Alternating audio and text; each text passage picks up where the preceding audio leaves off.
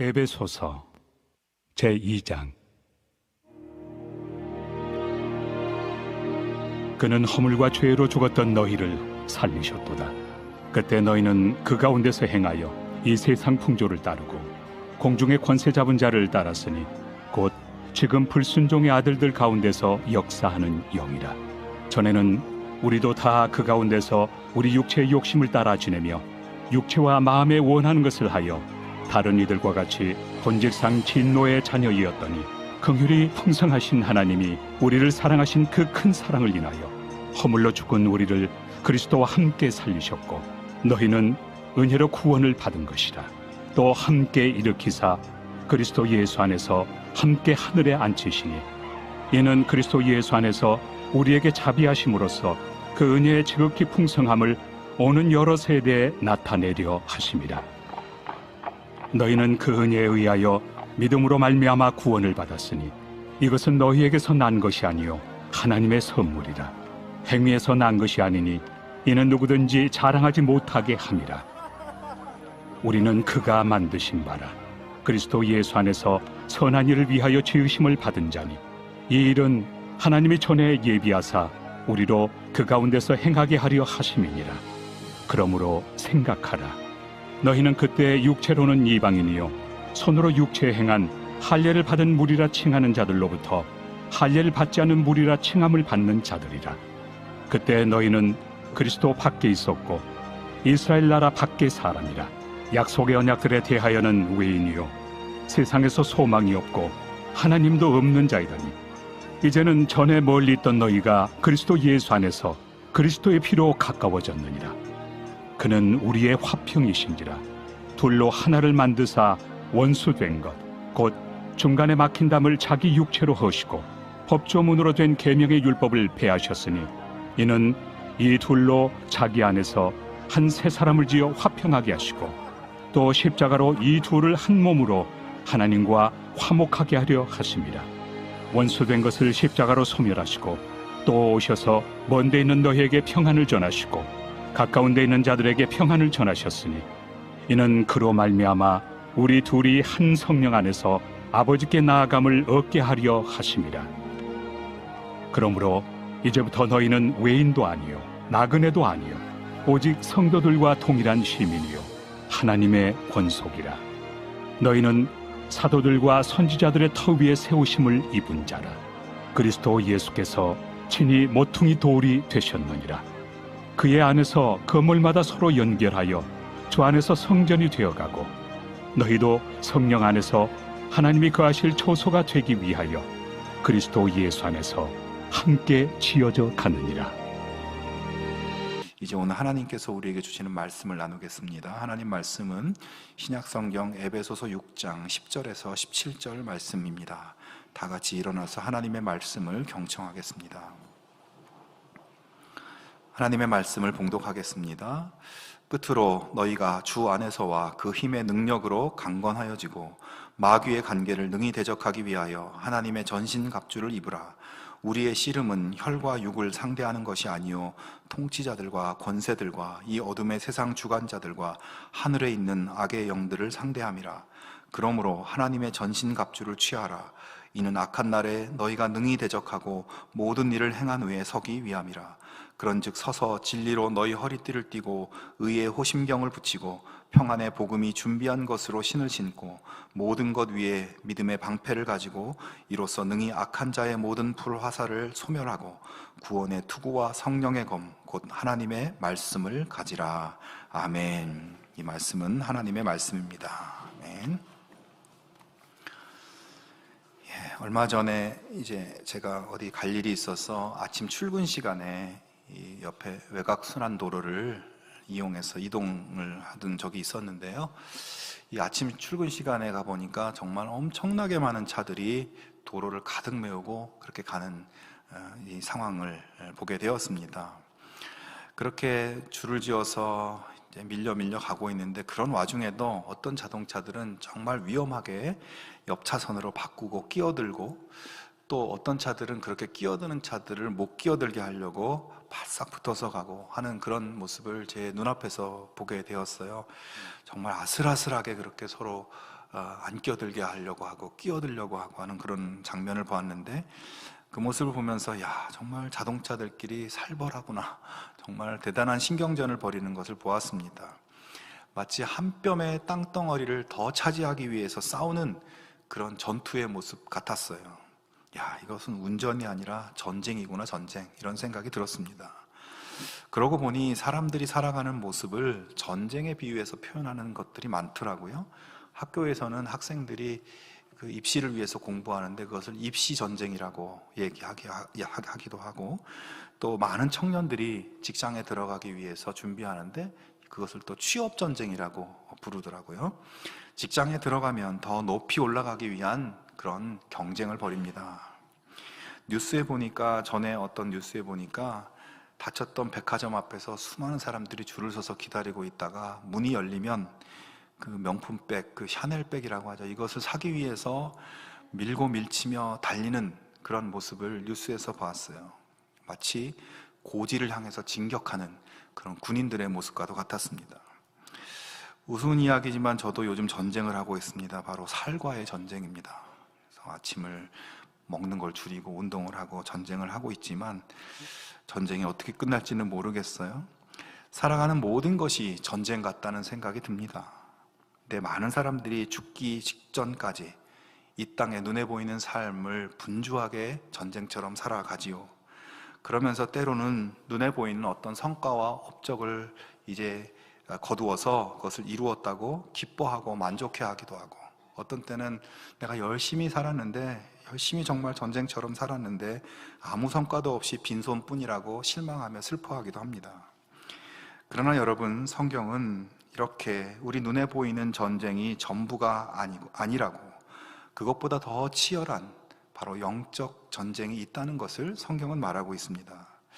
우리가 이 땅에 살면서 절대 놓치지 말아야 할 것은 보이지 않는 세계, 보이지 않는 존재들이 실존하고 있다는 것입니다.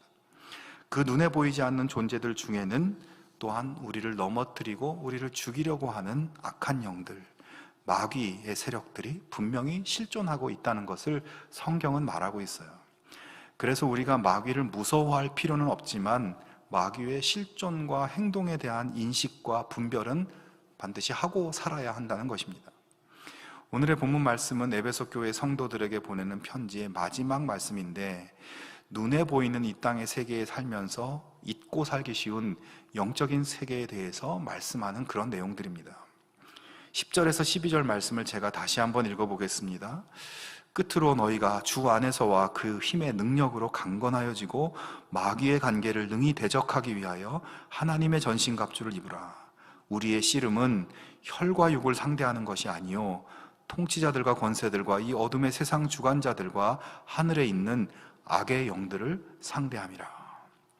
자, 아주 위급하고 극렬한 전쟁이 눈앞에 있다. 이 전쟁을 위해서 철저하게 무장하고 대비할 것을 바울이 이야기하고 있습니다. 그리고 이제부터 싸우는 전쟁이 의미하는 바가 무엇인가를 또 설명하고 있어요. 여러분, 이 말씀의 느낌이 어떻습니까? 사뭇 긴장감이 느껴지는 그런 말씀이에요. 근데 저는 사실 이 부분을 읽으면서 조금은 이 앞뒤 맥락에서 이 부분이 조금 황당하고 뜬금없다, 이런 생각도 조금 들었습니다. 왜냐하면 이 말씀의 바로 앞부분의 내용을 보면 그런 내용이 나와요. 가정에서 남편과 아내가 서로 어떻게 대해야 한다. 가정에서 부모와 자식 간의 관계가 어떠해야 한다. 그리고 종들은 상전에게 어떻게 행동해야 하고 상전은 종에게 어떻게 해줘야 된다. 이것은 오늘의 직장에서 말하면 상사와 직원들 사이에 지켜야 될 말씀들이겠죠. 그러니까 이 방금 읽은 말씀의 바로 앞부분에는 일상의 삶의 자리에서 크리스찬들이 서로의 관계를 어떻게 아름답게 맺으며 살아가야 할 것인가를 바로 앞에서 이렇게 쭉 얘기하고 있었어요.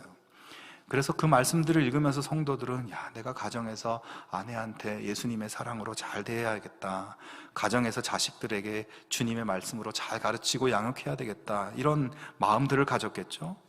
바울의 말처럼 내가 크리스찬으로서 크리스찬답게 잘 살아야 되겠다, 이런 결심과 결단의 마음이 들었을 겁니다. 자, 그런데 그 다음 순간 갑자기 이 사도의 편지는 전쟁을 선포하고 완전 무장을 잘하라고 그렇게 명령하고 있어요. 이제 곧 전쟁이 시작될 것이다. 이 전쟁은 눈에 보이지 않는 영적 전쟁, 그 마귀와 그의 부하들을 상대로 싸우는 죽느냐 사느냐의 싸움이다. 이를 위해서 정말 그들은 우리를 향해서 일사불란하게 온갖 방법을 동원해서 덤벼들 텐데, 이 전쟁은 우리 힘만으로는 안 되고 하나님이 도우시는 힘으로 우리가 싸워야 승산이 있을 것이다, 이런 말씀을 하고 있죠. 바울의 이 편지의 맥락과 흐름을 보면 마지막 결론부를 조금은 갑작스럽게 경고의 말씀, 어쩌면 너무 겁을 주는, 긴장감을 유발시키는 그런 말씀으로 마무리를 짓고 있다는 생각이 들기도 합니다. 하지만 여러분, 이 말씀들은 절대로 마귀를 무서워하거나 두려워하거나 밑도 끝도 없는 긴장감을 주려는 말씀은 아닙니다. 바울의 근본적이고 깊은 의도는 우리의 삶의 본질이 무엇인지를 잘 분별하라는 말씀을 하고 있는 것이에요. 사실 바울이 이 말을 할 때 저는 이 앞뒤 맥락이 좀 연결이 안 된다라고 말했지만, 에베소 교회 성도들은 이 말을 할 때 이 말씀의 의미를 정말 잘 이해하고 있었을 거예요. 왜냐하면 사도행전 19장에 보면 이 에베소에서 마귀의 도전이 실제로 아주 강하게 현실적으로 나타나고 있는 그 장면들을 보여주고 있거든요. 에베소에 어떤 유대인들이 있었습니다. 그런데 그들은 예수님이 누군지도 잘 모르고 예수님을 제대로 믿지도 않는 사람이지만, 바울이 여러 가지 능력을 행하는 것을 보면서 자기들도 예수의 이름으로 뭘 하면 큰일이 일어날 줄 알고 예수의 이름으로 귀신 들린 사람을 세워놓고 그 마귀를 쫓아내는 일을 하고 있었습니다.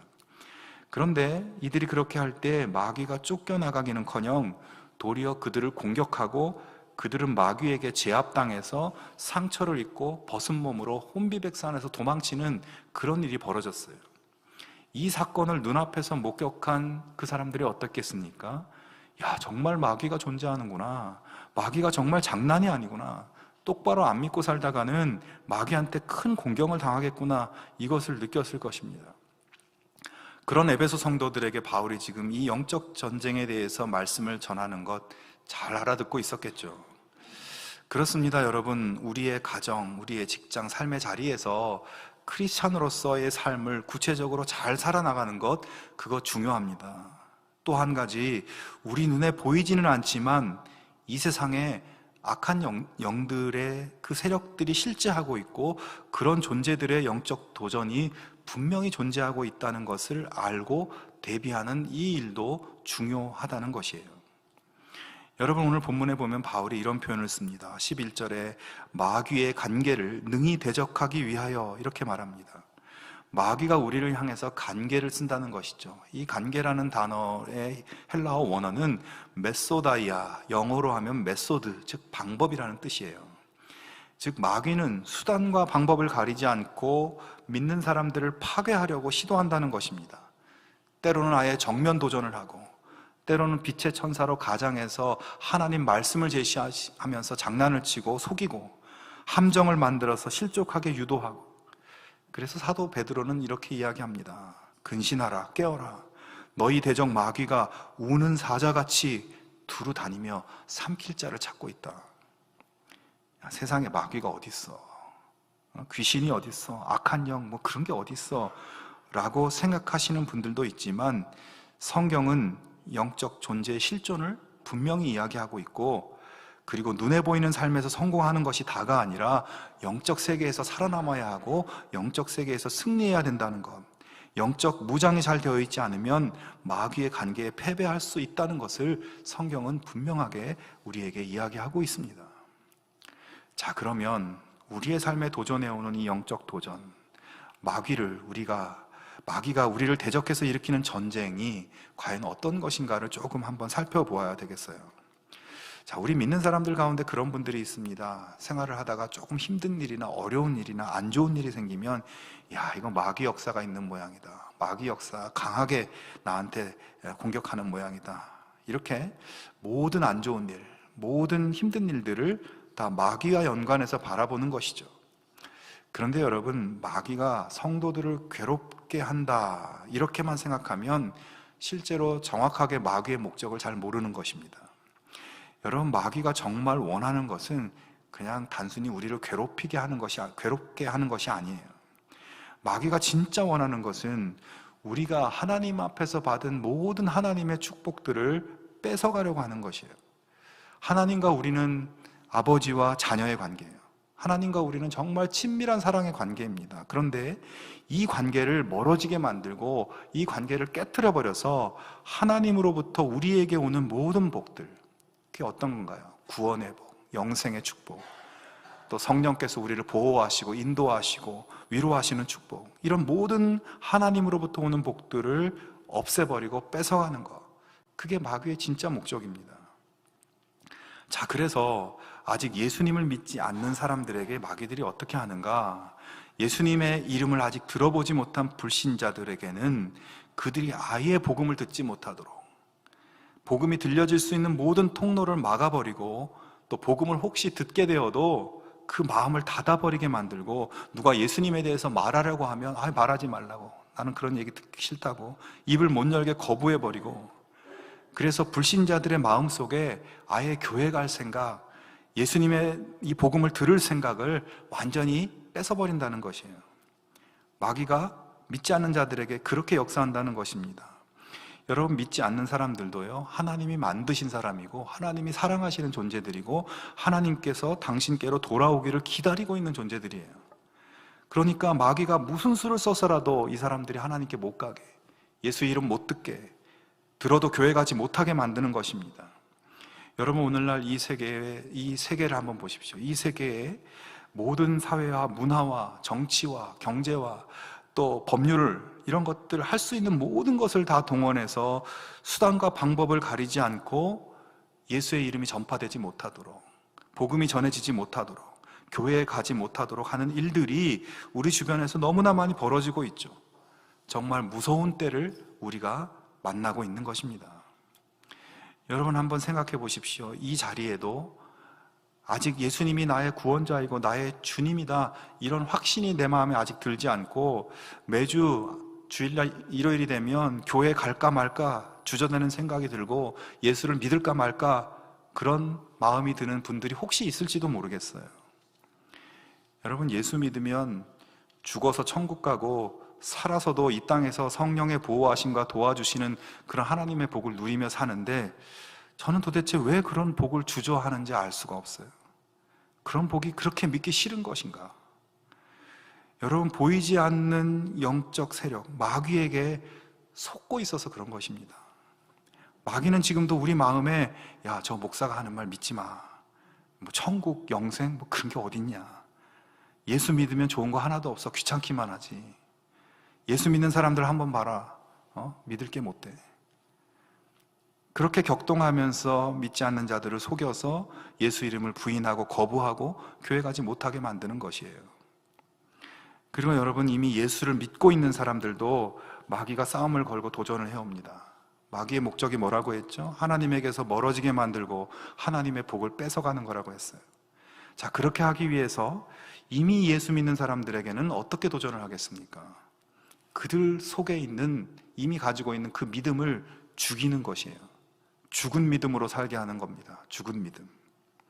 우리가 예수님을 믿는다고 하지만 실상은 죽은 믿음을 가지고 살게 만들어서 하나님과 상관없고 하나님의 복을 하나도 누리지 못하게 그렇게 만드는 거예요. 그러니까 마귀는 우리에게 무슨 힘든 일, 어려운 일, 괴로운 일을 일으켜서 우리를 괴롭히는 게 목적이 아니고, 그런 일들과 더불어서 여러 가지 방법들을 통해서 우리 믿음을 죽이려고 하는 것이에요. 여러분, 이거 정말 무섭고 두려운 말입니다. 야, 내가 그래도 평생 예수 믿으며 살아왔는데, 근데 그 믿음이 실상은 죽은 믿음이었고, 내가 그렇게 죽은 믿음 가지고 산 줄도 모르고 살다가 하나님 앞에 가서야, 그제서야 내가 죽은 믿음으로 살아왔구나, 여지껏 그렇게 살아왔구나, 그때 가서 그렇게 깨닫게 된다면 그 얼마나 심각한 일입니까? 자, 그러면 우리의 믿음을 죽이려는 마귀의 목적을 깨트리기 위해서는 죽은 믿음이라는 게 무엇인가를 한번 생각해 보아야 합니다. 야고보서 2장 17절 말씀해 보면, 이와 같이 행함이 없는 믿음은 그 자체가 죽은 것이라, 이런 말씀이 있어요. 자, 야고보서에서 죽은 믿음이란 행함이 없는 믿음이라고 말씀합니다. 자, 그런데요, 여기서 우리가 오해하고 착각하지 말아야 될 것은, 여기서 행함이라고 하는 것은 무슨 선행이나 도덕적이고 윤리적인 행동을 말하는 것이 아니라는 거예요.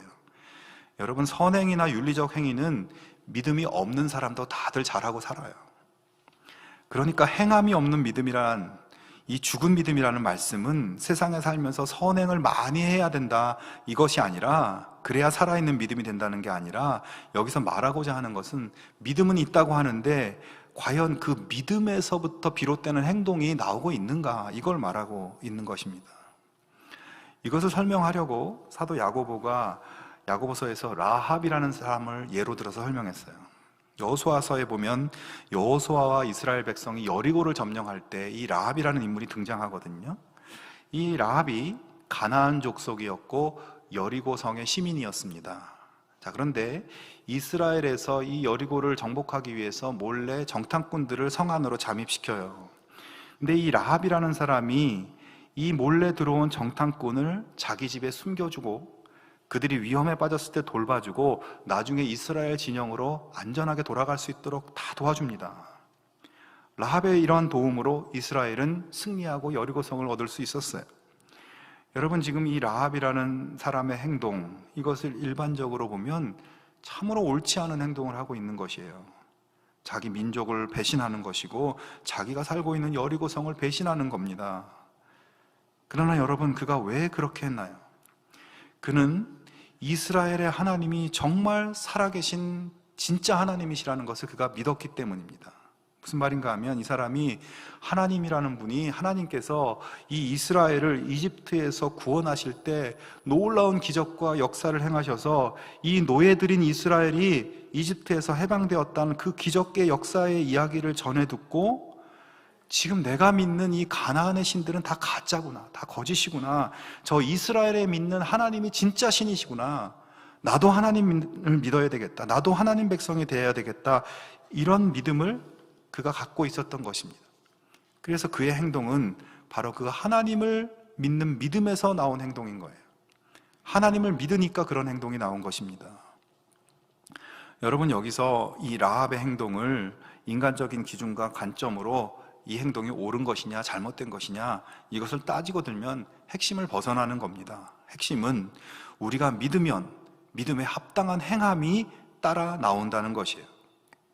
자, 그런데 마귀는 우리가 믿는다고 하고 나는 믿는 사람이다라고 생각하고 내가 그렇게 자신하더라도 그 믿음에서 나오는 실제적인 행동이 전혀 없도록, 그래서 믿음에 행함이 없는 죽은 믿음이 되도록 마귀가 그렇게 도전하고 역사한다는 것이에요. 그것이 마귀의 전략입니다.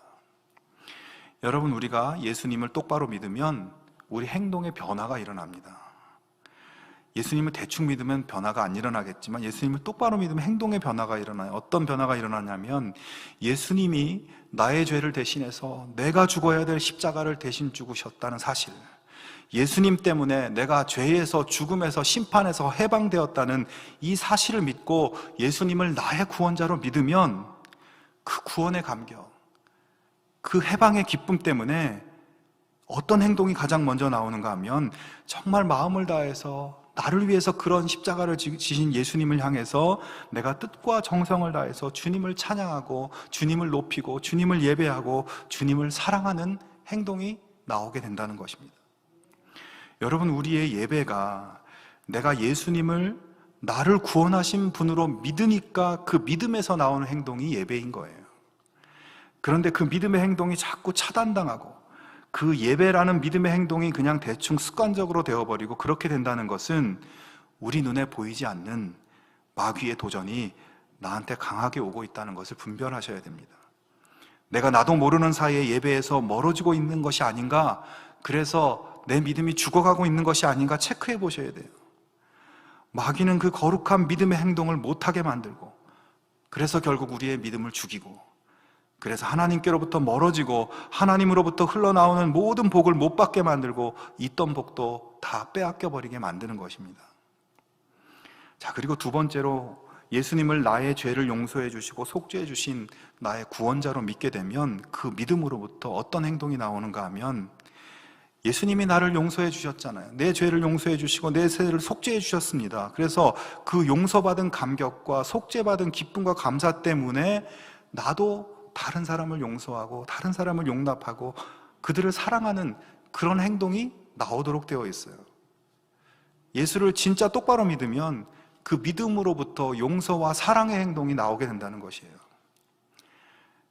그런데 예수님을 나의 죄를 용서해 주신 구원자로 믿고 나를 위해서 예수님이 그런 은혜를 주셨다는 것을 믿으면서 다른 사람을 판단하고 정죄하고 상처 주고 미워하고 싸우고 그런 말과 행동이 나온다면 그것은 죽은 믿음이라는 것이죠. 믿음이 죽어가고 있으니까 그런 죽은 행동이 나온다는 겁니다. 마귀가 그게 목적인 거예요. 우리가 말은 믿는다고 하면서 믿음의 행동인 사랑과 용서의 행동이 나오지 못하도록 차단하고 방해하고 속이는 겁니다. 야, 당신 그렇게 하면 얼마나 억울하고 손해가 많아. 저 사람이 너한테 그렇게 했으면, 그렇게 당했으면 너도 똑같이 갚아줘야지. 억울하지 않아? 세상의 방식으로 우리를 설득해서 믿음의 행동을 막아버리고 그래서 믿음을 죽이는 것입니다. 사랑하는 성도 여러분, 나의 삶에서 사랑과 용서의 행동, 믿음의 행동이 잘 흘러나오고 있습니까? 아니면 어딘가 막혀 있다고, 나는 그런 행동이 너무 어렵다고 느껴집니까?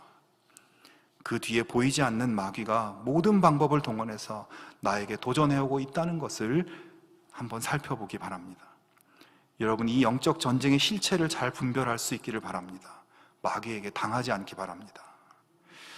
여러분, 이제 말씀을 맺으려고 합니다. 바울은 마귀가 우는 사자처럼 온갖 방법을 동원해서 달려들겠지만 하나님은 우리가 이런 영적 전쟁을 잘 싸우고 마귀를 이길 수 있는 준비를 하나님이 해두셨다고 말하고 있어요. 그것이 무엇이냐 하면 바로 13절에 하나님의 전신갑주입니다. 그러면서 이 하나님의 전신갑주를 입으라고 해요. 그러니 여러분, 우리는 주저없이 그 전신갑주를 입어야 하는 것입니다. 여러분, 이것은 아주 중요하면서도 또 어찌 보면 굉장히 간단한 문제예요. 전신갑주를 입어야만 이길 수 있으니까 이거 입지 않으면 안 되는 거예요. 이거 너무 중요한 거예요. 그리고 하나님의 이 전신갑주를 이것을 입기만 하면 우리는 이기니까 너무 간단한 겁니다. 입기만 하면 되는 거예요. 자, 그러면 구체적으로 하나님의 전신갑주가 무엇인가? 그 전신갑주는 오늘 말씀해 보면 진리의 허리띠, 의의 호심경, 평안의 복음의 신발, 믿음의 방패, 구원의 투구, 성령의 검곧, 하나님의 말씀이라고 이렇게 설명해 주고 있습니다.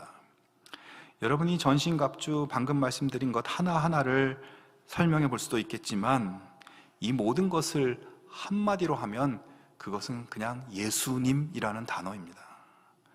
우리에게 입으라고 하시는 전신갑주는 바로 예수님이세요. 여러분, 오늘 아침에 교회에 나오기 위해서 아침에 일어나서 세수도 하고 양치도 하고 머리도 감고 화장도 하고 좋은 옷을 골라 입고 구두도 신고 그렇게 교회에 나올 준비를 잘 갖추어서 오셨죠.